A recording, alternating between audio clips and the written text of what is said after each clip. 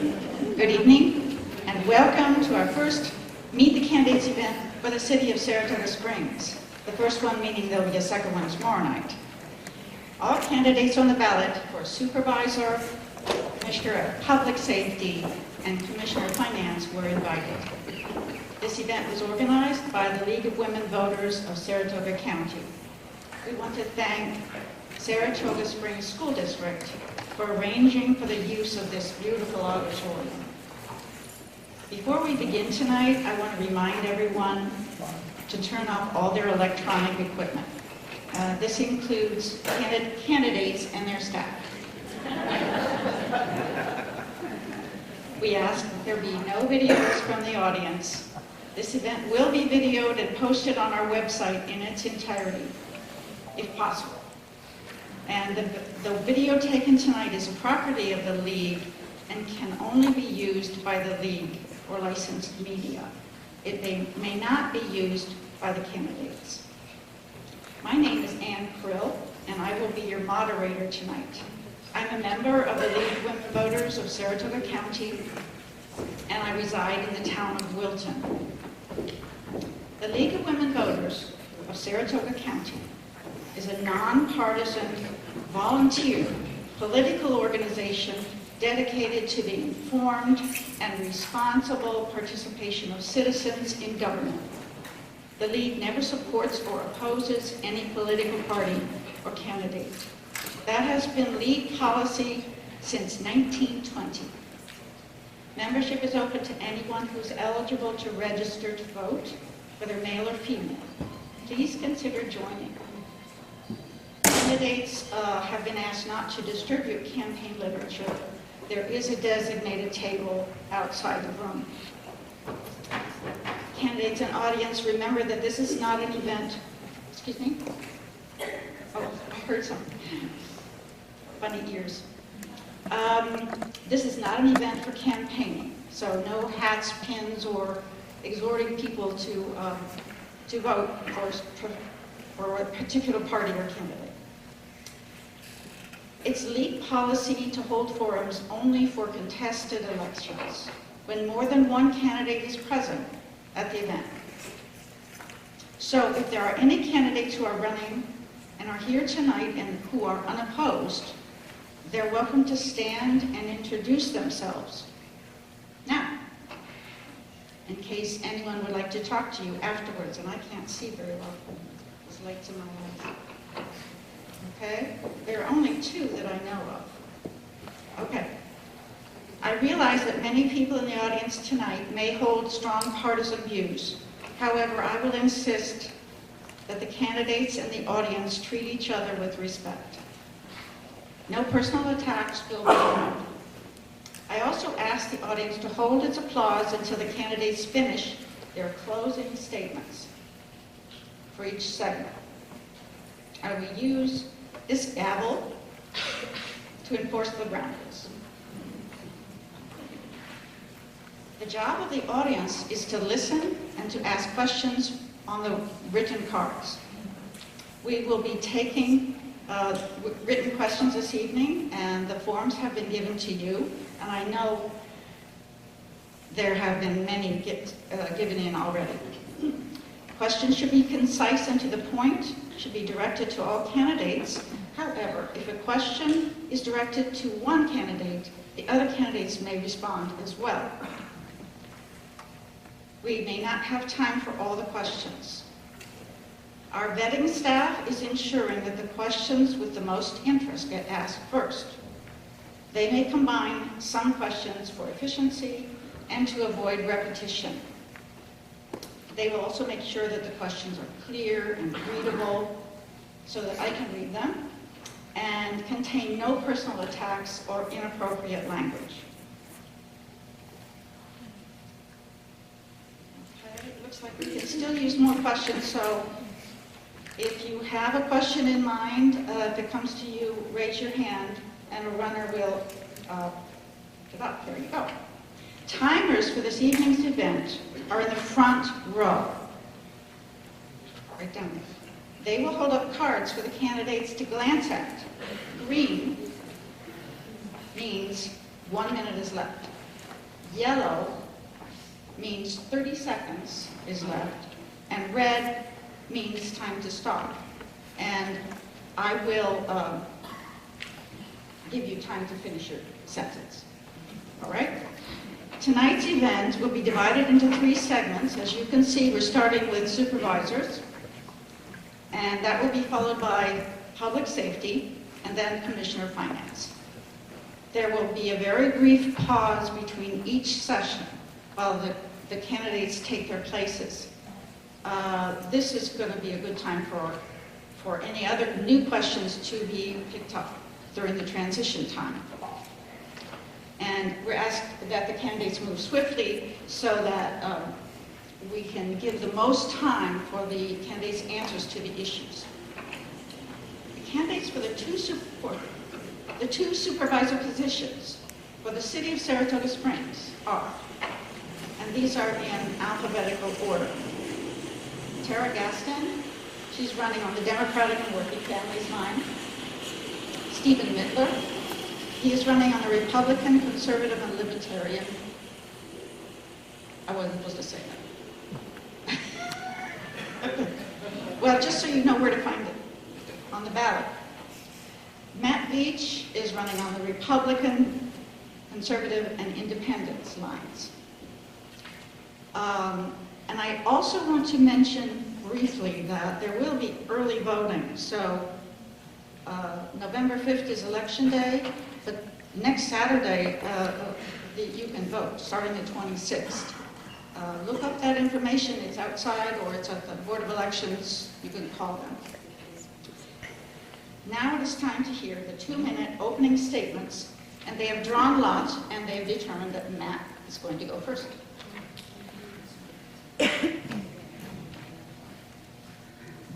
All right, thank you. All right, thank you very much to the League of Women Voters for inviting me to this forum tonight, and I just want to also thank Supervisor Gaston and Steve Mittler for also participating tonight, and thank you for attending this evening and asking us the pertinent questions for our respective races. It's been an honor and a pleasure having the opportunity to serve you as supervisor for the past 12 years. When I first ran for office, I promised you that I would propose initiatives that would improve our city and county's quality of life, and to work with neighboring communities to keep Saratoga County among the lowest taxed counties in New York State. First off, I started the Supervisors Trails Committee, which has created over 10 miles of hiking trails on county forest land. Over the years, I was instrumental in getting almost $150,000 in county matching funds to the city for open space and trail projects. I also served as the chairman of the city's Open Space Advisory Committee when we recommended the purchase of the Pitney Meadows Community Farm, and we worked hard on making recommendations toward the conservation easement that now defines the scope of use for the farm. When I was first elected, I noticed that Saratoga County was not up to date with the latest technology and did not operate in an efficient manner, especially our payroll process for employees. With that, I chaired the Technology Ad Hoc Committee at the county level, and we worked to incorporate technology considerations into decisions made by all our county departments.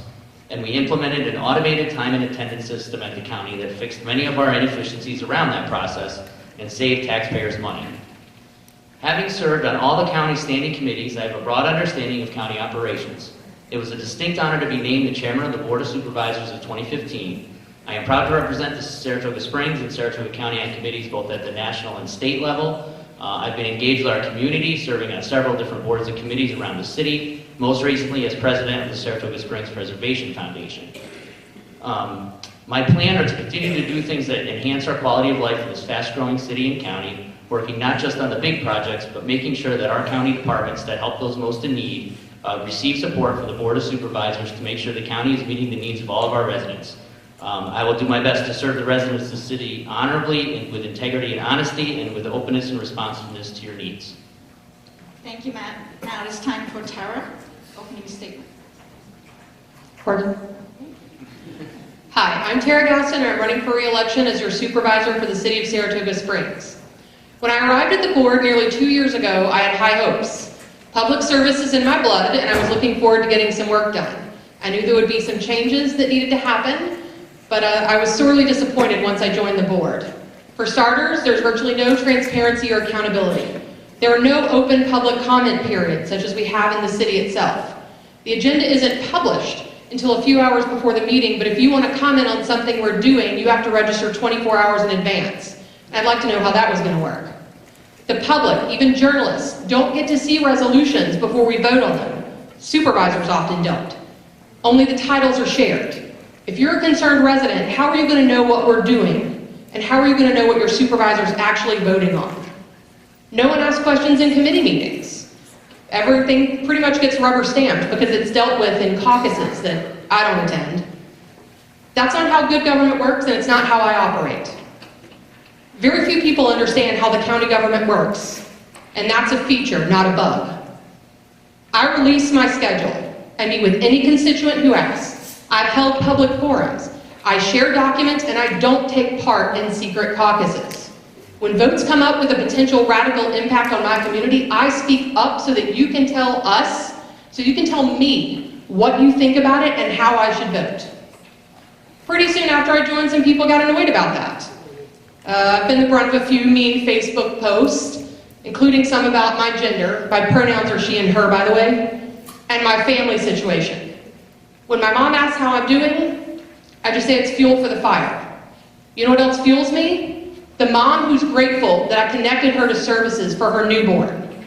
It's a gentleman without a home who is grateful that someone talks to him like a person and tries to help him find a place to live, a job, and services. It's the school teacher who appreciates me asking questions. Okay, I'm sorry. Your time's up. Remember what you have to say, and you can say it later. I'm sure you'll have another time. Okay. Stephen, have your opening statement. Thank you, and thank you to the League of Women Voters. Thank you all for coming tonight. I've always wanted to run for public office, but my corporate career kept me out of the area, traveling weekly to all ends of the country. That's changed, and I am having a blast as I enjoy this new endeavor. As the only candidate not enrolled with any party, I have focused my efforts on every single party in the city. The support has been overwhelming. I hear things every day like, "It's nice to meet you. I've seen your signs," which there are a few. Or, "We need more people like you to run. You've certainly got my vote." Voters from the Independence Party, Democrats, Republicans, working families, conservatives, libertarian, and no official party voters have changed their mind on which two candidates they will vote for, based on these conversations at the doors and my ideas on how to continue to make the county prosper. This includes former committee members of the city and county Republican and Democratic parties. I was flattered to be asked by members of both parties to explore running for mayor, accounts, finance, public works, public safety, and supervisor. The city and the current city council are operating at a pace that I've never seen before. They are getting things done. I felt I could best represent the city at the county to ensure that the county supervisor role did not run unopposed. I have a 20-year career leading organizations, building new organizations, and breaking down dysfunctional organizations while holding those organizations accountable to performance goals and to deliver service at or under budget. For years, I have plowed through corporate politics to build consensus and get things done. That means developing and sharing ideas, listening to other parties, understanding their point of view, and even when I didn't agree with their ideas, together we led and supported the ultimate decision. Since my decision to run for supervisor, I have learned that the same set of skills is needed to maneuver local politics. I'm extremely well qualified to learn, listen, and deliver for you on the first day of work as your county supervisor. Okay, thank you, Steve.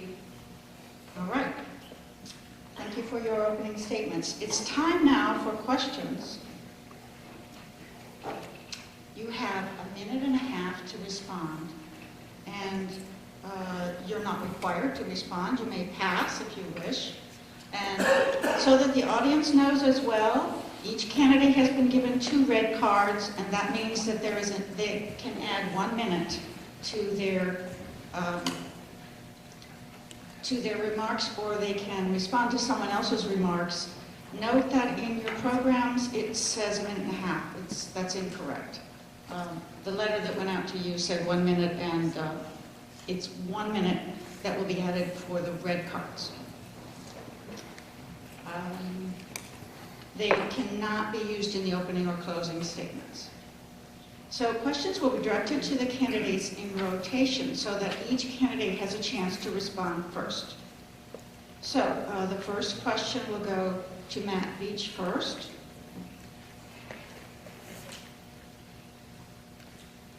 The question is, what is the most important problem the county supervisors must address in the coming year?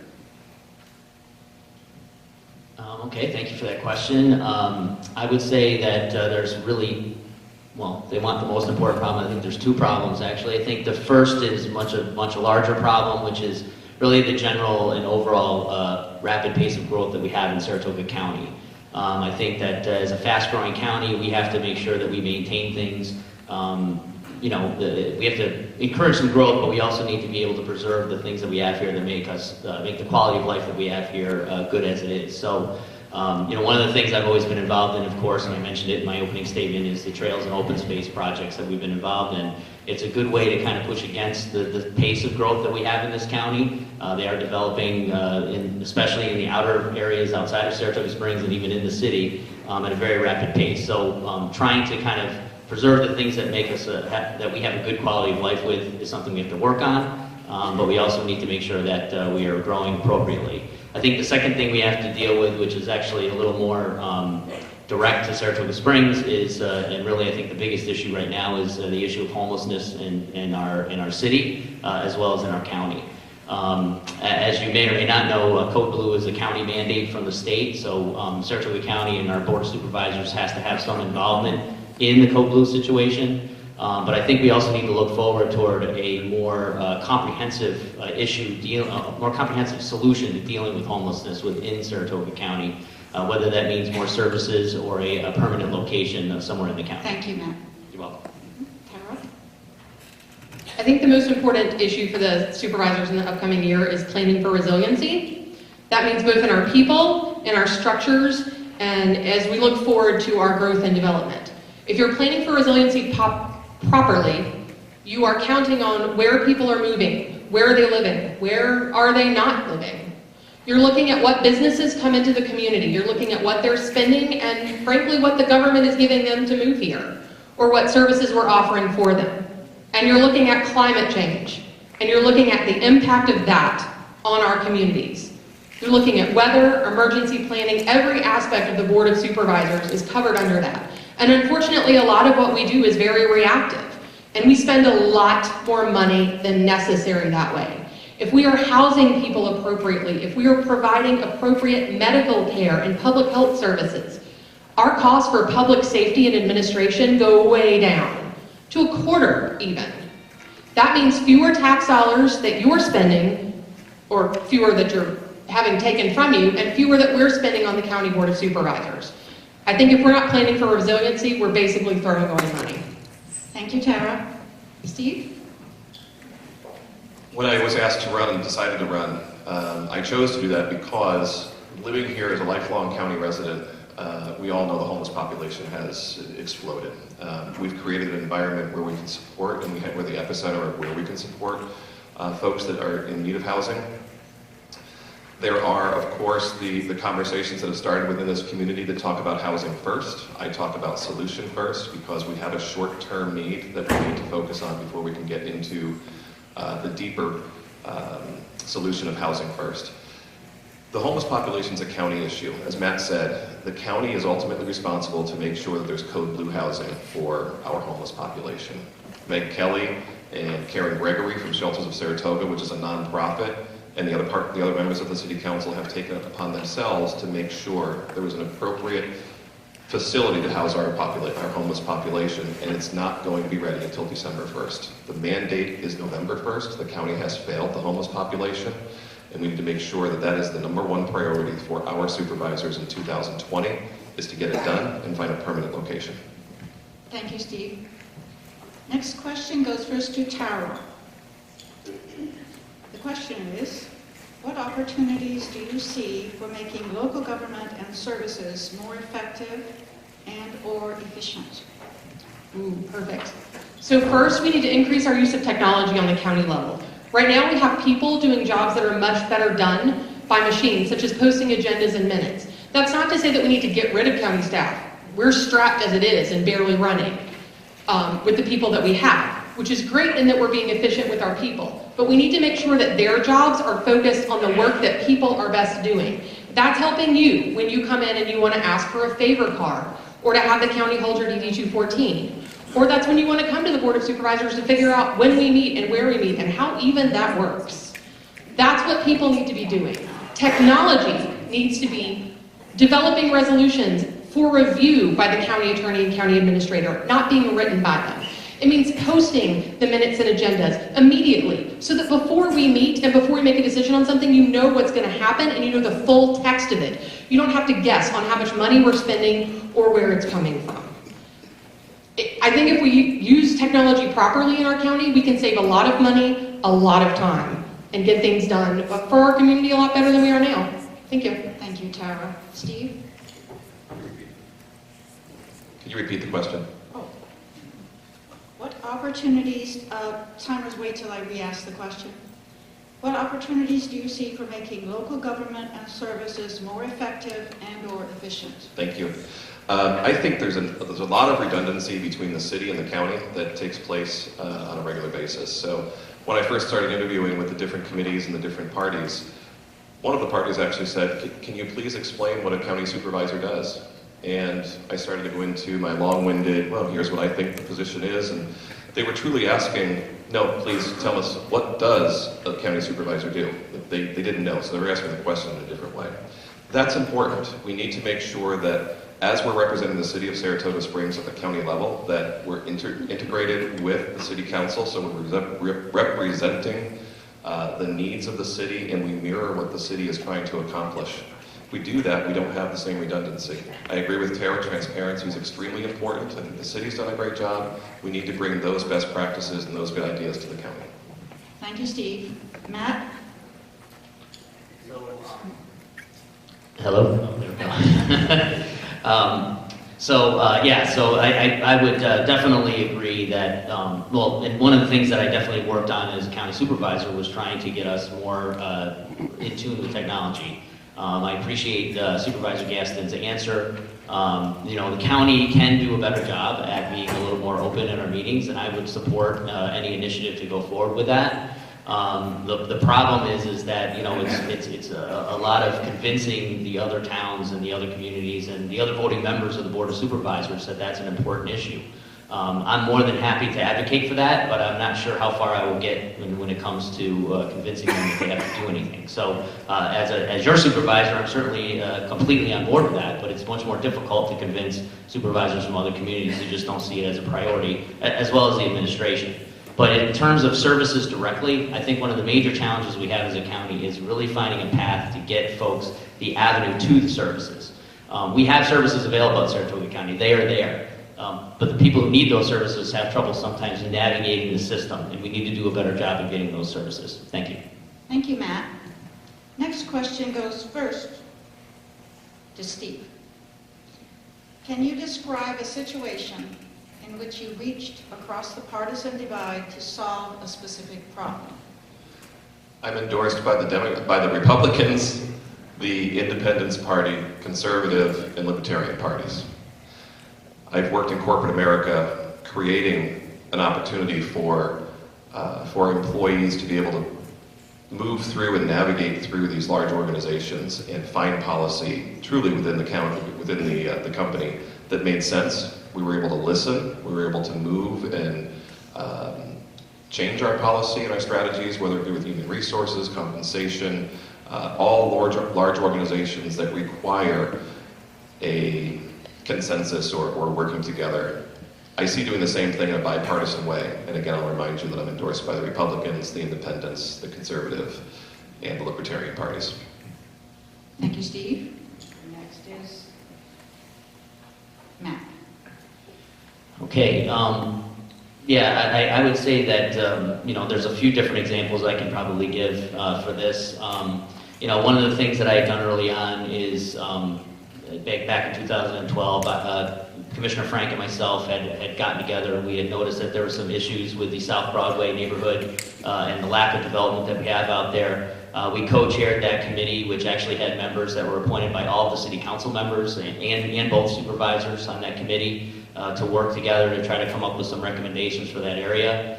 Another issue that I worked with in a bipartisan way on was serving as the chairman of the city's open space committee. I was actually appointed by Mayor Yepsen to that. So she had the confidence in me, and I worked with her to make sure that we did the right thing when it came to the open space committee in the city. And lastly, and most recently, although it hasn't really moved as far as I would have hoped, Mayor Kelly and I have been working on a community development block grant program and trying to get the county to become a player within that. I can probably name a few other examples where I've worked with folks from the other side of the aisle to try to get things done for the city. I continue to commit myself to that. Again, it doesn't matter, the problems don't have a party. The solutions we have to work together on. So I will continue to do that as supervisor. Thank you. Thank you, Matt. Tara? Well, I'd like to say the most prescient one is I'm sitting next to him.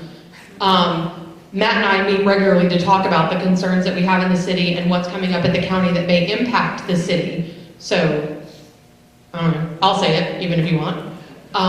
Additionally, one of the first things I did when I joined the Board of Supervisors was request meetings with every single department that the county oversees or has a significant relationship with, including the Water Authority, Animal Shelter, Weights and Measures, a bunch you probably don't even know are there.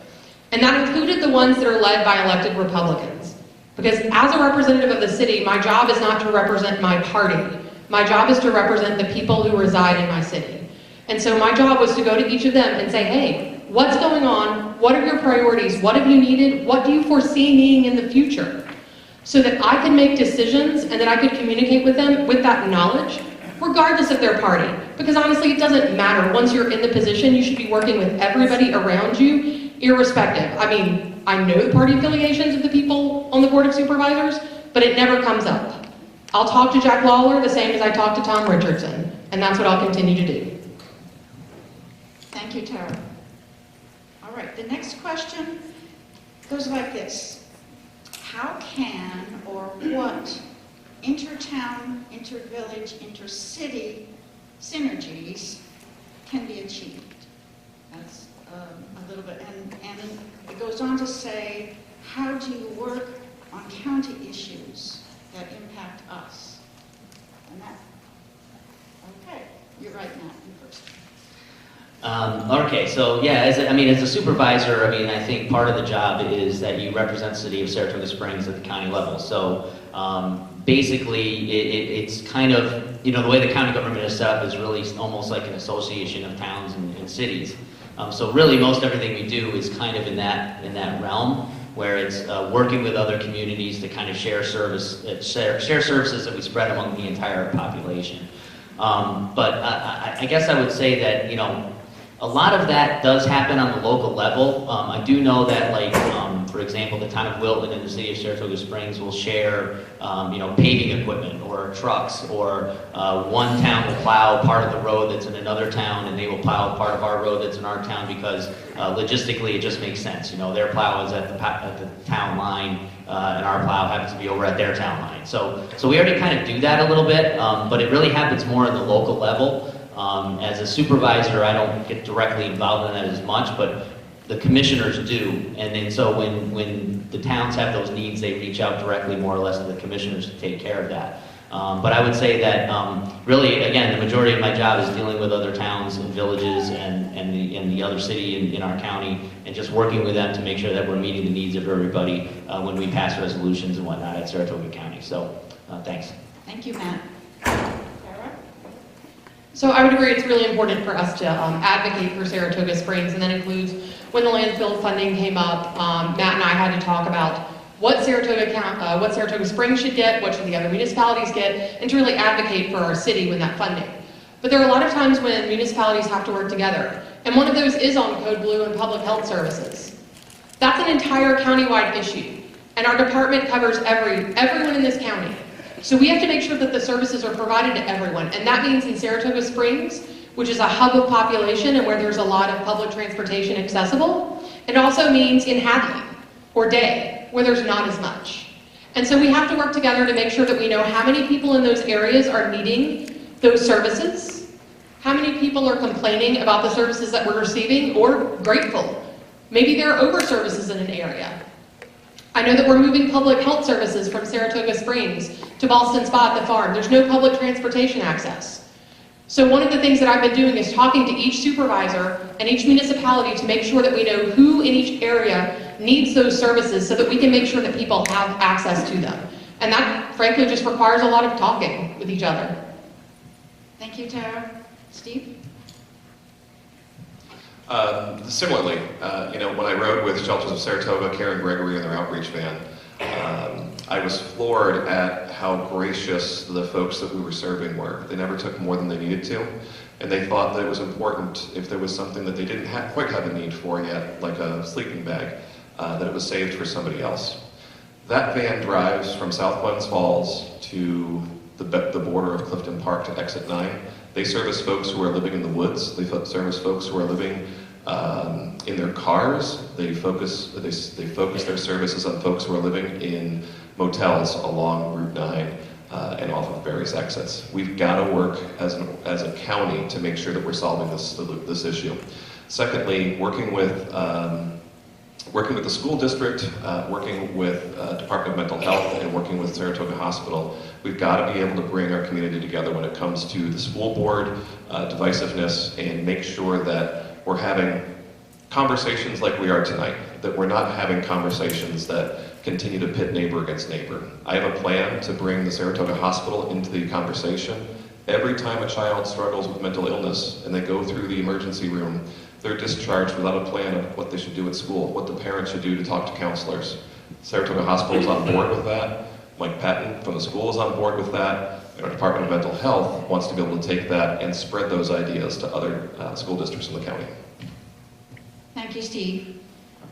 I want to thank the audience for the good questions that you have put up forth.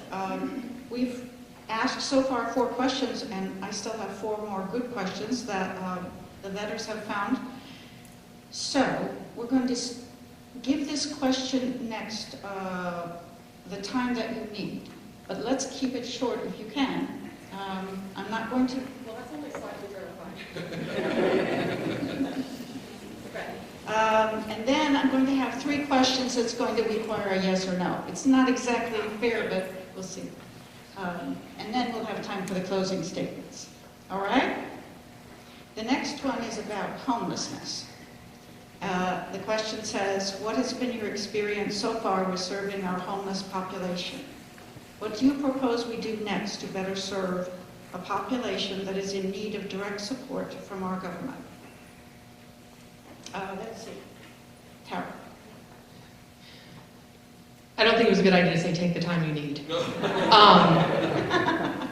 I'll work on it. So we have a significant problem in our community, in people who don't have access to housing. And sometimes that means the people who we all think of as homeless. We see them hanging out by the Woodlawn Garage. But it also means people who are couch surfing. It means the nearly 200 students in Saratoga Springs schools who don't have a home that they can call theirs. Getting time in the hand, sorry. There's a really easy answer to solving this. Chronic homelessness is best solved with the Housing First model. It's worked around the country. It's worked in little towns and it's worked in big cities. You put someone in housing irrespective of their sobriety, irrespective of whether they are seeking mental health treatment. You treat them with dignity. You put them in a place to live, and they do better. They thrive. They go to addiction services. They get jobs. Their problems are a little easier to deal with, just like they would be for the rest of us. When your hot water runs out, don't you get a little cranky and it's a little harder to deal with the stuff around you? Imagine if you never had that. It's a real easy thing to fix, and we're not doing it. We're not doing it because of NIMBYs. We're not doing it because of people who don't want to spend the money. We're not doing it because of people who believe it's a handout. In my government, we work for everybody in our community. Whether you can donate to my campaign or whether you show up at my meetings or not. That's what I think we should be working towards. We should be working towards a Housing First model, which Hey, maybe we solve chronic homelessness and it turns into affordable housing, apartment units. Fantastic. I would love nothing more and be no more prouder of my city and my community than if we become a model for ending chronic homelessness and solving the affordable housing issue. We can do it. We've got the people, we've got the money, and we've got the heart. I want to see us do it here, and I want to change the county and keep moving in that direction. I've been doing it. I've gone out with Shelters of Saratoga in February in knee-deep snow. I've gone out with a van, and I've just sat and talked with people on the benches. They're just people. They're just like us.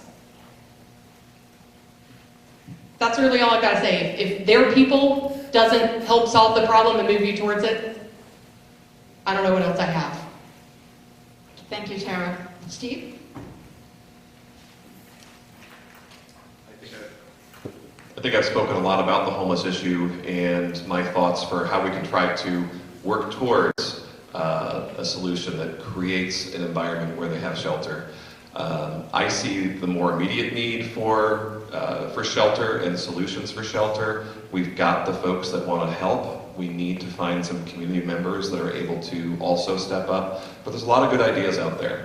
I do disagree with Tara that we can do housing first. I think we've got to be able to shelter our homeless population. Going to, as Tara said, going to the woods and beeping the horn 3 times to see homeless folks come out of the woods by the train station, again, was very, very humbling. They live in tents. I purchased one of those tents April of this year to demonstrate it's no larger than one of these placards up here, and that's what Shelters of Saratoga has as a solution right now to be able to hand out to the homeless when Code Blue ultimately closes up for the year. So we've got to find folks that also support from the business community where we can try to put a shelter. I do fully support the not in my backyard without having conversations with the communities, not to arrive to a particular destination and simply announce that a Code Blue shelter is being set up in their backyard. I also support that we need to have a 365-day a year shelter to help service our homeless population, and it needs to happen from South Glens Falls to the town of Day to Mechanicville to Half Moon. Thank you, Steve. Matt? I was unlucky to go number 3rd in this. I mean, there's not much more I can say other than I would support both positions from both candidates on this.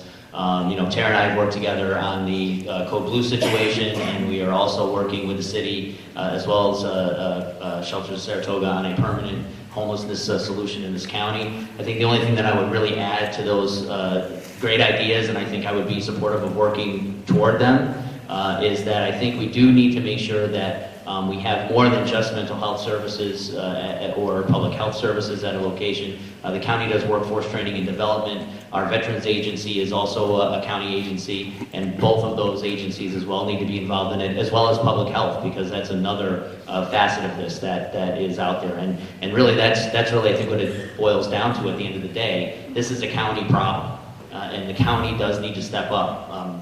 Myself and Tara has discussed this a little bit. I'm in the majority of the Board of Supervisors. I need to convince my colleagues to move this thing forward from the Public Health Committee on up. So I would be committed to do that as your supervisor going forward, if I'm lucky enough to be reelected. And we do all need to work together. Again, this is not a Democrat-Republican problem. This is a problem for everybody, and we all need to get together and work on this no matter what level we are at in government. So again, I am committed to doing whatever it takes to get this problem solved. It is the biggest issue, I think, right now in Saratoga Springs, at least, and maybe in the whole county. And so it is something we all need to focus on. So again, I'm committed to doing all of that going forward, if I'm lucky enough to continue to do so. Thank you, Matt. Okay. Oh, I'm sorry. Yes, go ahead. We have a red card, so another minute, timers. Surprise. So first off, Housing First does deal with the immediate housing problem. It's literally in the name.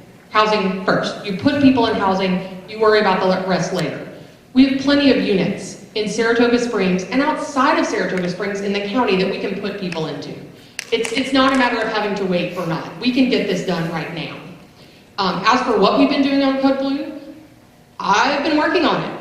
I created the first subcommittee, I got permission to create the first subcommittee on Code Blue at the County Board of Supervisors because there hadn't been one. I'm the first one that focused the board's attention towards that issue. I'm going to keep fighting for it, and that doesn't matter who on the board is with it or not, because that's our job. And I'm going to keep going out with Code Blue. I'm going to keep going out and meeting people, whether I'm with shelters or not. We've got to keep working towards this, and Housing First is literally the expert way to do this. Okay. Anyone else? Steve?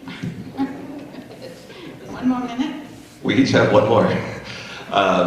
Again, I do agree that Housing First is a great solution when we can get to it, and not to say that it's an environment of wanting to get around to it. It's being able to find the locations where we can create Housing First in a non-sober environment.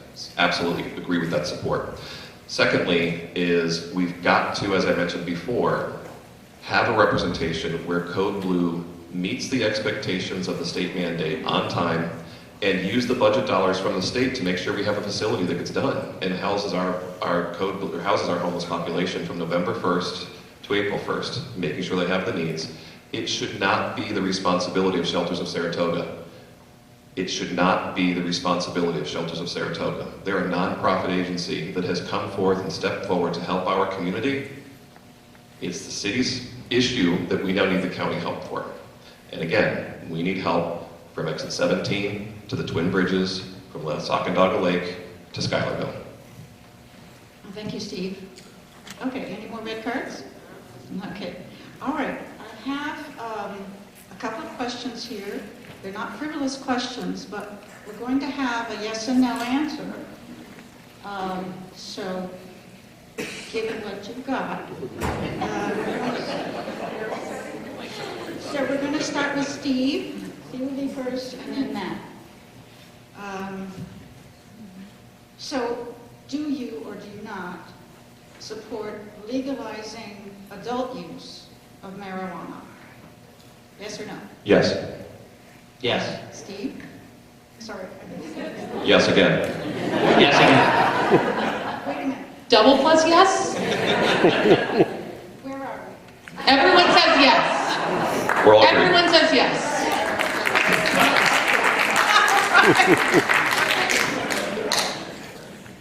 The next question is a little more complicated, but Still yes or no? it's still yes or no. Okay, here's the question, what it says.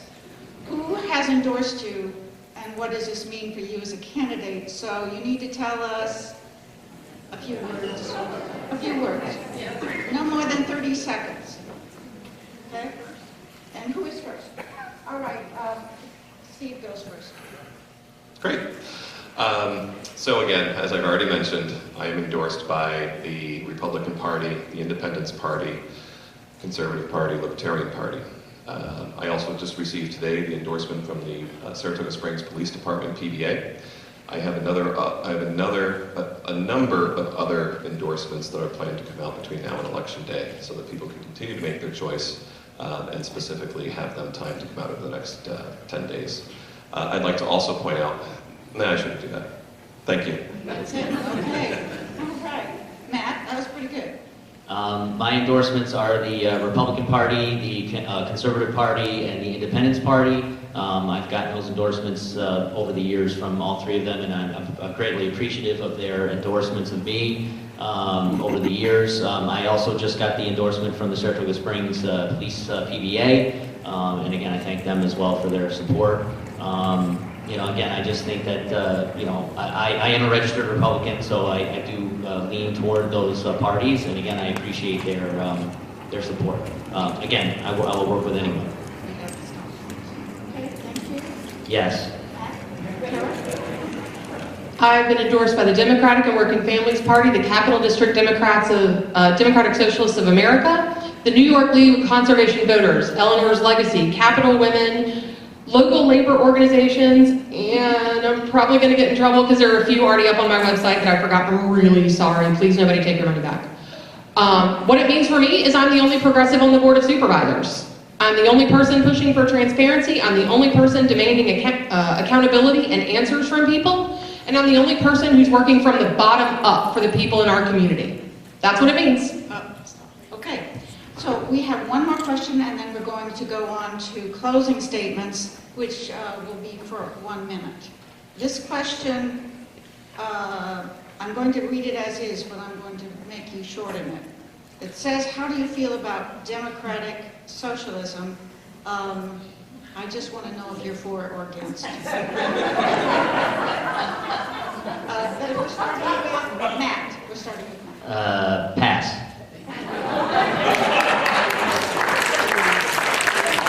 Can I take his time? No, yes or no? You're for or against? Come on. For or against? That's not a... Your remarks to your closing statement. For? We have 2 more segments to do tonight. For? I mean, it's a bizarre question, but for. I'm sorry. It's my fault, but we're out of time. Okay. Steve. It does concern me. I think that we all have certain areas that we want to help deliver in the county. Yes, it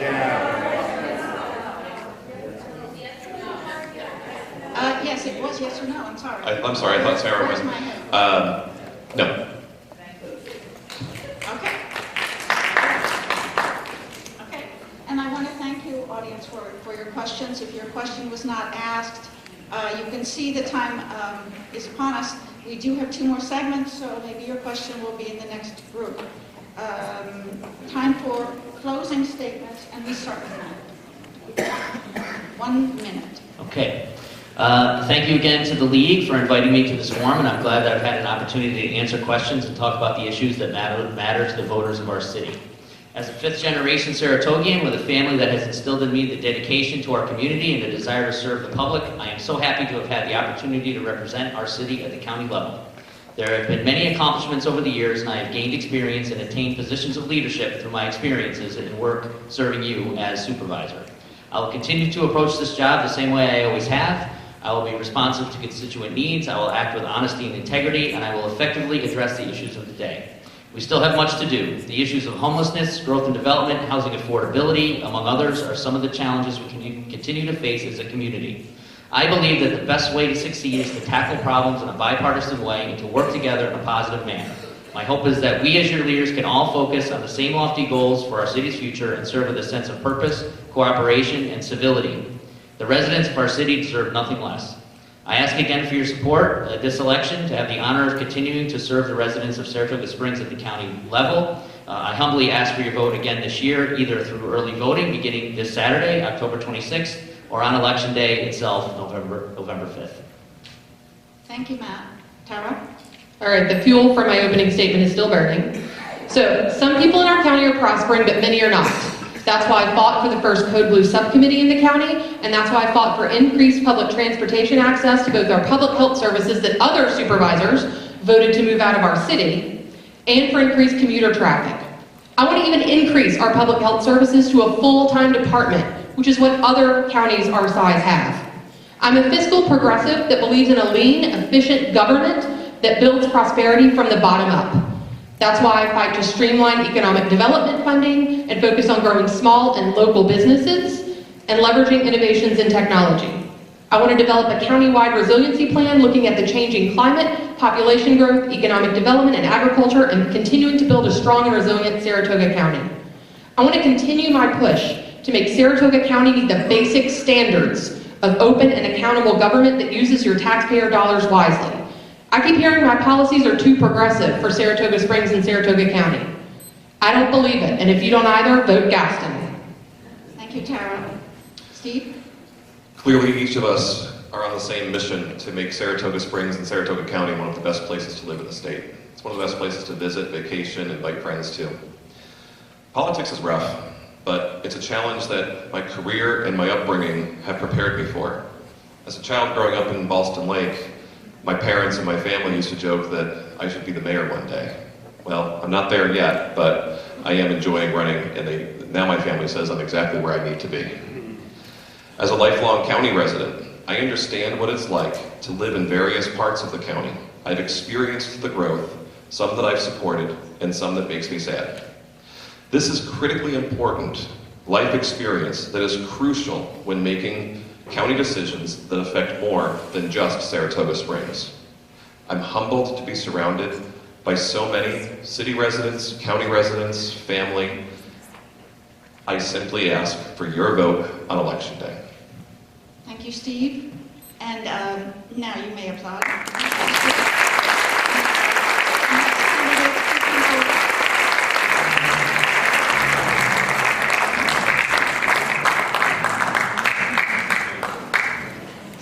Next we have public safety. Please come forward. For the city of Saratoga Springs are, again in alphabetical order, Robin Dalton. She's running on the Republican, Conservative, Libertarian, Independence, and SAM lines. And Kendall Hicks is running on the Democratic line. Once again, we have chosen who is going to go first. Robin will be the first to give her opening statement, and it's time for her 2-minute opening statement. Thank you all for being here tonight. The most pressing question our residents will answer this election season is, which candidate for Commissioner of Public Safety has the moral authority and character to lead the men and women in uniform proudly serving our city? My father-in-law, Joe Dalton, impressed upon me the importance of being involved in our community.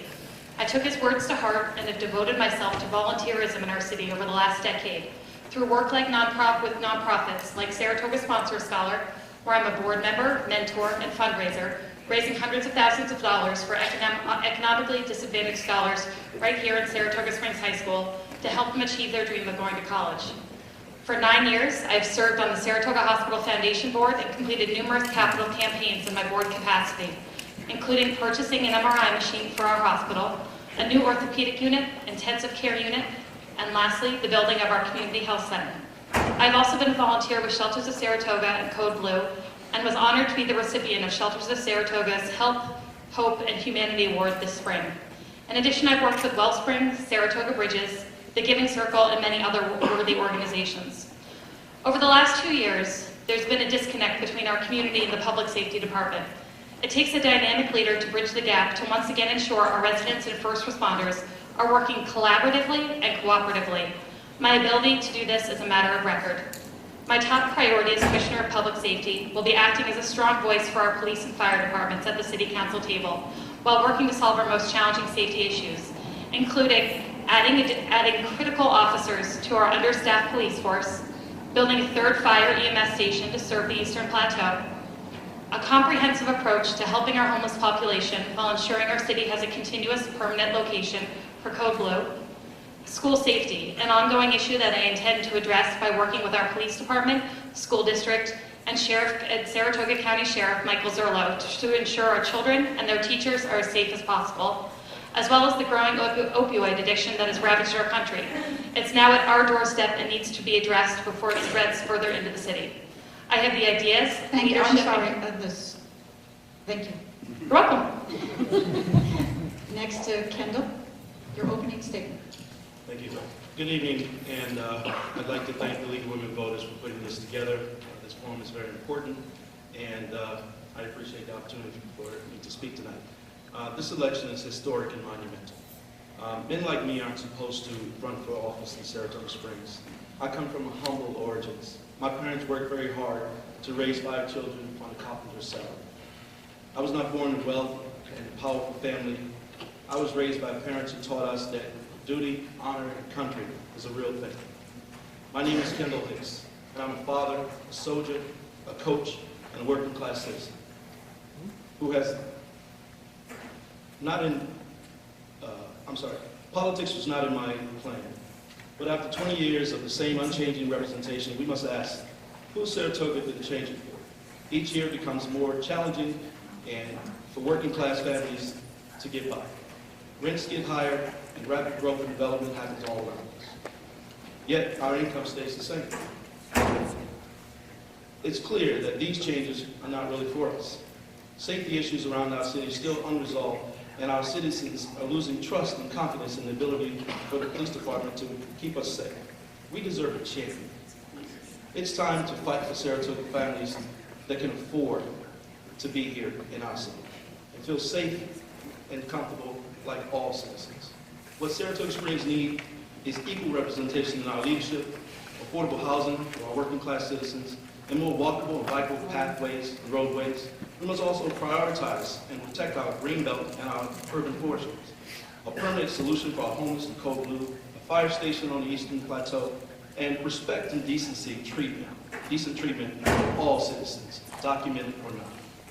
Finally, we need to strengthen the relationship between our citizens and our police department by doing outreach programs and more frequent interaction with our community.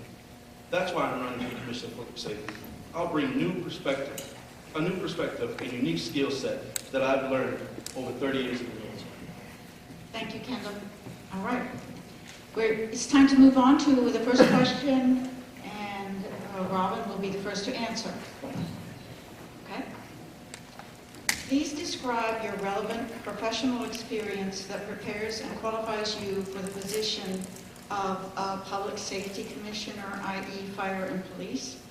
Have you managed teams of people? Please provide specifics. It's a really excellent question. So with our form of government, we have commissioners that represent departments. Specifically for public safety, we have a commissioner, but we also have a fire chief and a firefighters union. We have a police chief and a police PBA. So we already have experts in our field that are running their departments wonderfully. And what we needed from a commissioner is communication and leadership. We do not need someone coming into the commissioner's office telling the departments, the police department and the fire department, how to work. They are already doing an excellent job. We have an incredibly safe community. What we need is better leadership and communication between the public safety office and the residents of our community. I have demonstrated excellent communication, marketing, and management skills throughout my time in Saratoga. I started and owned my own business where I managed a staff upwards of 25 people. I managed the budget. I started that business and sold it 2 years later very successfully. I also worked in broadcast television where I learned how, 34 seconds. I also worked in broadcast television. I understand media and communication. But most importantly, I've worked in the community with various organizations, whether it's nonprofits or my own business, led groups of people, set budgets, and I know I can bring all of that experience to the Public Safety Commissioner position. Thank you, Robin. Okay. Yes. Ken. Great. As I said before, my background is in the United States military. I've worked for over 30 years. I worked for over 30 years working for the United States military, 25 years of that with the New York Army National Guard.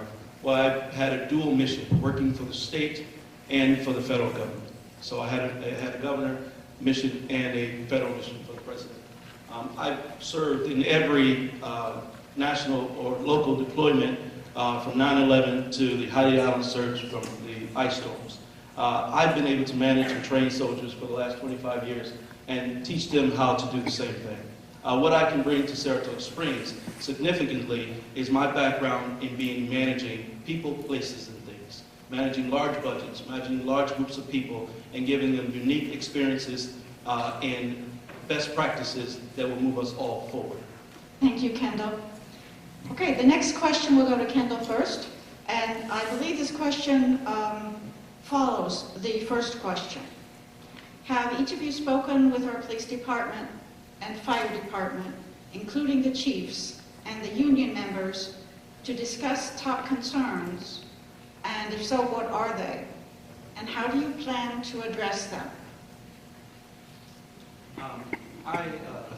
As a regular citizen in this community, have not been able to speak to our police union or the fire union, but I have recently spoken to the chief and spoken to some of the officers.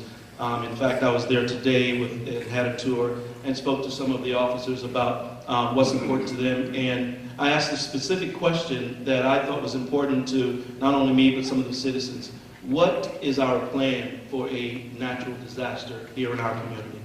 And how do we as citizens get that information so that we know what to do and what to expect? I think that's very important, especially in today's society, in today's climate. We as citizens need to know that, number one, that our police department and our local government have a plan. We need to know where to find that plan so we can see it and understand it. And we need to know how to react in those certain circumstances as citizens so that we can collectively, as a community, survive and react properly to these situations. Thank you, Kendall. I'm glad that Kendall brought up emergency management because actually the Public Safety Office is required to have an emergency management plan on hand, available to the public and updated every year. I've seen that plan, it's available, it's about 550 pages long, so if you want a little light reading, you're more than welcome to take a peruse, but it is in place and updated every year and available to the public, so we know what to do in the event of a natural disaster or some catastrophic event. Recently, that happened. We had a lightning strike at City Hall, as many of you might be aware of, and the city was able to seamlessly transition into the rec center. That was because we had an emergency management plan in place. Sorry, can you repeat the question again? I know there was more to it. Oh, have you been in touch with? Yes, actually. When I started campaigning back in March, the very first thing I did was think about what the public safety challenges were that face the community and then vet them with our police and fire departments. I spoke to both of our chiefs and have been in regular communication with them. I've also been in touch with the police union and the firemen's union because to me, listening to what the officers experience on the front lines is one of the most crucial things the public safety commissioner can do. Finding out how we can help them, filling whatever deficiencies exist. I mean, that is crucial to being a public safety commissioner and not doing the homework of talking to the officers, talking to the firemen, and talking to the chiefs. I mean, that to me is, actually it was not at all privilege. I made a phone call, a regular phone call, just like anyone else could. Thank you, Robin. Okay, let's not have comments from the audience, please. Excuse me? Oh, you have a red card? 1 minute. Please. So like I said earlier, that as a regular citizen, I don't have access or privy to have relationships with the police department and the fire department like some people do. But in fact, I was asked recently by our current commissioner, Peter Martin, to be on our citizen advisory board, where I was able to sit at the table with our police chiefs and ask those certain questions and get certain information so that I can bring that information back to our citizens and have those conversations and spread that information. I think that the Citizen Advisory Board is very important in that respect because we, as the board, are the liaisons between our city and our police department. We act as a voice. We bring certain issues and concerns to the board, and we discuss them, and we disseminate that information as necessary. I think that it's very important that we have that access and be able to bring those issues to the table, because otherwise our citizens don't feel that they have access or the level of communication. I'm sorry. Okay. Robin has I'd just like to address something. I'm a wife and a mother, and as far as I know, a regular citizen. Our fire chief and our chief of police are both brand new. I called and introduced myself to them as a regular citizen. I have no special privilege that I'm aware of. Why are you speaking? Excuse me, I'm not allowed to speak in this forum. The candidates are here to give their views on the issues. Please be quiet. I used one of my red cards, which I was told I could use to respond to my candidate's statement. Is there time to start over now? Yes. Yeah, reset the clock. All right. She needs to have extra time. Start over. I'm sorry, two of my answers have been interrupted by the audience, so I just need some guidance here as to whether or not you want me to start over or how you'd like me to respond. Right now, you should start over, and the timer should start over. And there will be no more comments from the audience. This is your candidate's time, their chance to tell you how they feel.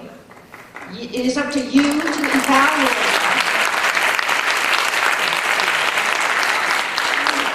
I appreciate the opportunity to address this question again. I was saying that I'm a wife and I'm a mother of 4 and a regular citizen. Our chief of police and our fire chief are brand new. Joe Dolan was appointed in the spring. Chief Crooks was appointed in September. I called them up, cold called them as a regular citizen, and they were both happy to give me time to talk about what my initiatives were for the public safety department. as were both of the unions when I contacted them. Okay, thank you. All right, the next question, I believe we're going to Robin first. I've kind of lost track. Is that right?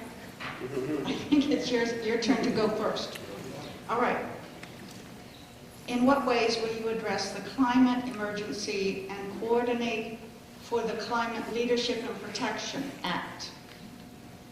So I'm familiar with the Paris Climate Accord that the City Council approved back, I believe, last year. And I support every initiative in the Paris Climate Accord agreement and pursuing those as a community, whether it comes to reducing our carbon emissions, alternative energy sources. I would point to Commissioner Madigan's solar panel project out on Waddell Avenue as a terrific example of that. I support every initiative possible to become a more a greener and more responsible community in terms of climate change and everything that the Paris Climate Agreement stands for. Thank you, Robin. And thank you, audience, for being quiet. Kendall? I also support the Paris Climate Agreement and commend our commissioner for her work in the solar panel project. Our city is doing a fairly good job with our process in developing our green space and maintaining our urban forestry. I think that's really important because, you know, we have a city that's rapidly developing, and when we look at that development, we kind of lose sight of our open space and our green space.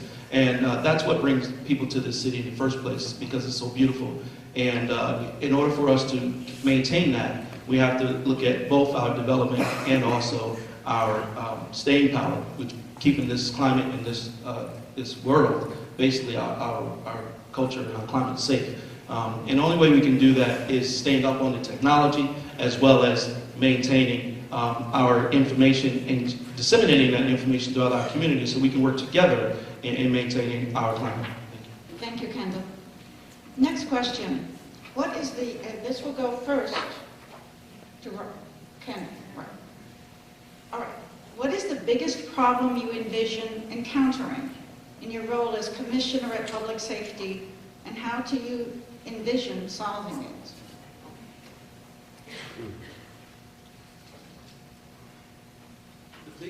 The biggest problem I envision encountering is the willingness for the other side of the table to come to the table with fairness.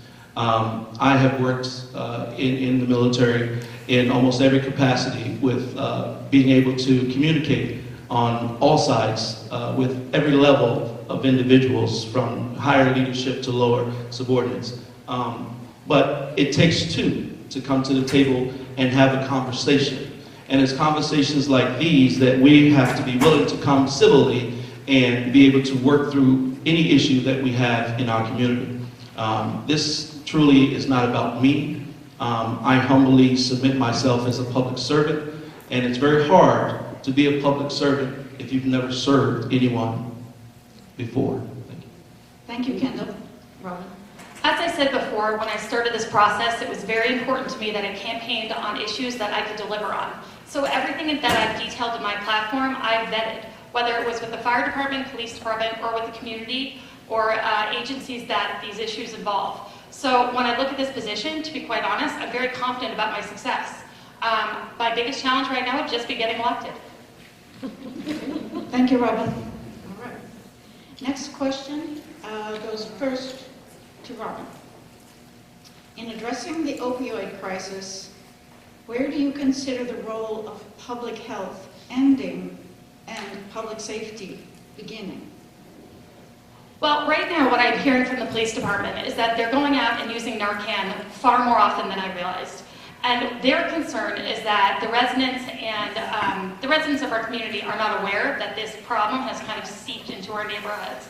And so the first step that I think we need to take is addressing our schools and our parents and our educators and talking about what to look for, what symptoms to look for in a child who may be suffering from an opioid issue. Just taking basic steps of education That is where we need to start approaching this issue, and that's where I think public health stops and public safety begins. Thank you, Robin. Kendall? I happen to agree with Robin on the education piece, where public health stops. Of course, it's at the treatment level, but it's definitely an understanding of the community that yes, we have an opioid problem too. The opioid epidemic is a countrywide problem, and I'm sure it's in other countries as well. But we have to face it head on in this community, and the only way that we can do that is together as a community. Our public safety element of that is educating our community on how to react, but also training themselves and properly equipping our police force so that they can go out and properly police and make sure that they do it safely with the right education and with the right equipment, so that we can keep all of our citizens safe, whether or not they have a sobriety problem or not. Thank you, Kendall. All right, the next question. We'll go first to Kendall. Please describe your position on guns in schools. Great question. I've been around guns my whole life. In 30 years of being responsible for carrying a weapon, there becomes an understanding that having a weapon comes with a great deal of responsibility. And making sure that you're properly trained, making sure that you're properly equipped and know how to handle that weapon in the proper situations. So weapons in schools, it becomes a great divide for a lot of our community, as we've seen in the past. But my position is that I believe that weapons in schools is not the issue. It's having the right people with the weapons in our schools. We need the officers with the proper training. And having said that, I think that as a community, we need to allow our school board that we just recently elected to do their job and give them the latitude to be able to make the decisions of what schools we have our weapons in and to what capacity. And then it becomes the police department's job to make sure that we have the properly trained individuals to carry those weapons in our school and properly protect our citizens. Properly training, meaning the most up-to-date training that is out there, making sure that they have training to deal with people with mental disabilities, making sure they have training to deal with mass shootings and on lockdowns as well. Our police department is doing a great job, as I know, by being on the Citizen Advisory Board, that they're preparing for this and they have trained officers for this. Thank you, Kendall. Robin? So I actually think the biggest problem right now is that there's a major disconnect between our school board and the police department. This issue of guns in schools, I assume we're talking about when it comes to securing our schools and school safety. It started back last year when our school board voted to take away the arms of our school safety officers that we have in schools. This brought up a huge debate within our community that I'm guessing most of you are familiar with. My personal opinion at the time was that was the wrong decision that the school board made. However, over the course of the 6 months that I watched the debate play out over who would be elected to the school board, specifically over this issue of school safety and guns in schools, I became acutely aware that our community was divided almost 50-50 over this issue. Having looked at it from every angle, I think that the most successful approach will be to use a school resource officer in every school, the school resource officer model as laid out by the Sheriff's Department. That means an active duty Sheriff's Department officer in every school trained specifically to meet the specific needs of students and teachers and school safety. I'd like to see an SRO in every one of our city schools. Thank you, Robin. Okay, the next question goes first to Robin. Yes. What are the most serious challenges you think the city must confront in 10 to 20 years from now? And how can we begin to address them? 10 to 20 years from now? Looking ahead. I'm looking ahead the next 2 years because that's what you're voting me in for, a 2-year term. And to me, the most pressing issue over the next 2 years is the understaffing of our police department. I've spent countless hours with our police department on patrol to experience the specific, very nuanced challenges that come with policing Saratoga Springs. And in that capacity, I was shocked to learn how few officers we were able to put on active duty on, for example, a night in July, Saturday night in July when the track is in session. I stood on Caroline Street from midnight to 5 a.m., boots on the ground, with I hesitate to give you the exact number because I actually feel disclosing the exact number, it makes our city more vulnerable, but a very small handful of active duty police officers who were responsible for keeping the visitors safe that we were staring at down Caroline Street, tens of thousands of people, the residents safe, and themselves safe. And they simply don't have the staffing to do so. So we need to increase the amount of officers we have in the police force and increase their funding if we want to make sure our city stays safe. We are right now extremely, extremely vulnerable. I was shocked to see how vulnerable we are, not because of the ability of our officers. Their ability is fantastic. They're professional, they're restrained, and they operate with integrity. What we need is more officers. So that to me is the biggest problem over the next 2 years that I will be solving. 10 to 20, your guess is as good as mine. All right, good try. Oh, Kendall? That is a tough question to look 20 years into the future. I didn't mean that pejoratively. But- Start. But, you know, as Robin said, you know, our police force is limited on manpower. But manpower alone won't help us if we're not up on the proper technology and the proper training and the proper policies in place to protect our citizens. There is one thing to have a robust force, but it's another thing to have the right individuals in the right place doing the right things. Through technology, through training, through practices, best practices, and research, we will be able to put the right officers in the right place for our city to be safe. Thank you, Kendall. The next question goes first to Kendall. How can you involve more city residents in decision-making? Great question. Decision-making from the perspective of our city council, I suppose that question is directed. Involving our citizens means to be more transparent, means to be more accountable, means to disseminate information properly and have it readily available so our citizens can understand and be abreast on what's going on. You know, so I plan to work diligently to make sure that our city council meetings are more comfortable for our citizens to come to and express themselves. I plan to maintain the Citizen Advisory Board to be the liaison between our community and our police force. I plan to maintain an open door policy so our citizens can feel at ease coming to me with any issue that they might want to discuss. I plan to maintain a friendly environment in our department, in our community, so that we can come together as a community and work together to solve our community's problems. Thank you, Kendall. Robin? Certainly all of the attributes that Kendall just listed are important for the Public Safety Commissioner, but I would go back to an experience I had that drew me into public safety in the first place, which was back in 2012. I heard about a rape that was reported in my neighborhood, but I didn't hear about it until about a month and a half after it happened. As a resident, I was disturbed and nervous because I thought that was information I should have had right away. So what I did was I got together with a group of people, we wrote a petition, and we presented it to the city council.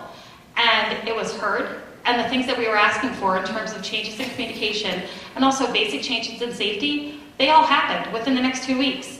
And I had this moment of, aha, like we are in a city, but it's not a big enough city where residents with the right motivation and the right skills in communication can't come together and affect change easily. And so that cause and effect is something that I want to communicate to everyone and make sure people understand that there are basic issues, frustrations, lifestyle issues that they might deal with every day that can be solved by the city council. We just need the communication, the leadership, and the openness to get that done. So that was my aha moment of realizing that I could accomplish a lot as one person on our city council, and I think that message just needs to get out there to the community and make sure people come in and we can help them. Okay, thank you, Robin. We're going to have one more question. Remember, you each have a red card still. This question will go first to Robin.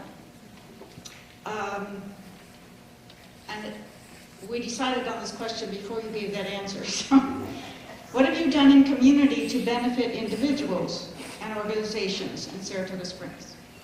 Oh gosh, how much time do you have? Well, I began in my opening remarks by talking about the importance of community involvement that was impressed upon me when I moved here 12 years ago. One of the things I'm most proud of, I would talk to is the Community Health Center that we built while I was on the Saratoga Foundation board. It is really a trailblazer in terms of community health. It is located downtown. It offers primary care, medical care, dental, ophthalmology, and mental health services. And it is available for anyone who is underinsured or has no insurance at all. And you come in there and you can get care for your entire family and then a warm handoff to whatever other department that you need services from. So that is one area in which I'm very proud of. I've also, as I said before, worked with Saratoga Sponsor Scholar. I've worked with Shelters of Saratoga. I've worked with Wellspring. I mean, the list is lengthy. But I've worked with all these agencies, and it's been my privilege to get to know them all. But when it comes to being the Commissioner of Public Safety, the key there is that I feel that I'm able to bring all the different skill sets and talents that we have in the city together to sit down at a table and solve problems that are public safety related. I'm a voice who can speak to all those people and bring them together for consensus and making decisions. Thank you, Robin. Kendall? Thank you. So after my, even while my long career in the military, I became very active in our community, where I started out by first coaching Pop Warner football. I've been doing that for the last 15 years. I coached rec basketball and mentor soldiers. And then I was asked by my mentor, Mr. Bob Reed, to join the Frederick Allen Elks Lodge. And when I did that, I found that the lodge was in dire need of repair and just, support. And so Bob and I rolled up our sleeves and we got busy. We started working on the lodge. And we took that initiative that Mayor Yepsen had gotten a neighborhood grant for us, and we completed that grant and helped build the deck at the lodge. Also, I joined the Saratoga Wilton Elks Lodge, and I was actually the first African American ever to be allowed to enter that lodge, and I was also the first African American to be an officer in that lodge currently. And so, bridging those gaps and working in our community, we currently deliver food to the shut-in seniors, and it's a joy to see the faces on those individuals when we bring food to them from the shelters, from the pantries, and we're able to help them extend their monthly food budget, because ordinarily they would not be able to reach out and get that food. So we're helping people each and every day, and I enjoy doing that and look forward to doing a lot more in the future for our community, for all of our people. Thank you, Kendall. I believe that is the end of the question period. We are going to move on to closing statements, and Robin is first. While every community has safety issues, some very unique, I would be remiss not to stress that ours are relatively minimal, thanks to the tireless dedication of our police and fire departments. I can't imagine a better place to raise a family. I have 4 young children, Tommy, Charlie, Alice, and John. They're 3, 6, 8, and 9. I'm profoundly grateful for the experiences and opportunities I've had here over the last several years, and it would be my sincere honor to work on behalf of all Saratogians to be your next Public Safety Commissioner and the first female Public Safety Commissioner in the city of our history, the history of our city. Thank you. Thank you, Robin. Kendall? So, for over 30 years of military service, I developed solutions and complex logistic challenges to manage multi-million-dollar budgets to properly equip our troops. My experience in planning ahead, sweating the details, and learning from the front, leading from the front, manage logistics in a high-risk environment. Like I said before, I've been a part of for the last 30 years, every state activation from 9/11 to the Heidi Allen search to the ice storms in our northern region. I did one tour in Afghanistan where I had a life-changing moment of understanding that we need inclusiveness in our leadership style. We planned and built barracks and provided equipment for soldiers in Afghanistan that we were training to go into the fight. But we didn't include them in the process. We built barracks and we made bunks and we spent lots of money. And the soldiers pushed those bunks into the hallway and rolled out their mats on the floor. We didn't include them in the process. I learned from that lesson and plan to carry that in every leadership decision that I make. She put up the slides. Thank you for all right. Thank you.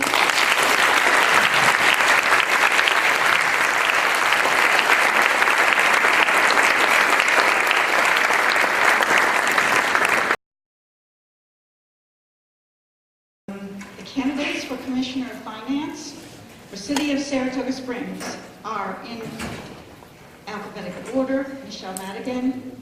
She's running on the Working Families, Independence, and SAM lines, and Patty Morrison running on the Democratic line. And now it is time to hear their 2-minute opening statements, and we will start with Patty Morrison.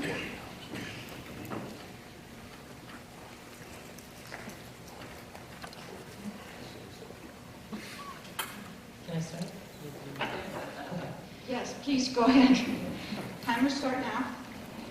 Good evening. Thank you to the League of Women Voters for hosting tonight's event. I'd also like to thank the Saratoga Springs Democratic Committee, Eleanor's Legacy, and Capital Women for their endorsement. And finally, I'd like to thank all of you for your participation and attendance. I, like everyone in this room, care about the wellness and the progress of our city. I don't consider myself an activist or a politician. I consider myself a concerned citizen who is watching yet another election cycle pass without a choice, and most importantly, without representation for all Saratogians. For far too long, voters have gone into the ballot box with only one name to select from. This is not healthy, so I stepped up. I have a Bachelor's of Science degree in business from Marist College. I have 25 years of experience with Fortune 500 companies. I've managed important product launches with cross-functional teams reporting to me. I've managed large marketing budgets up to $24 million and understand the importance of long-term planning. I've developed a go-to-market strategy for 9 disparate companies with their own P&L. I've developed processes that grew sales revenue and improved customer satisfaction. I'm resourceful with a keen ability to identify inefficiencies and stop wasteful spending.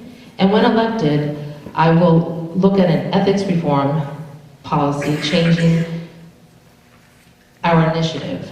Too often, we've witnessed a lack of accountability and conflicts of interest regarding the way city business is conducted. I will end taxpayer-funded lifetime health care benefits for part-time politicians and push for term limits. I will implement a nepotism disclosure policy such that all city council members must sign if the city is hiring a family member, campaign official, or contributor. I will implement a process to collect unpaid taxes, and I'm looking forward to answering your questions this evening. Thank you. Thank you, Patty. Michelle. Thank you.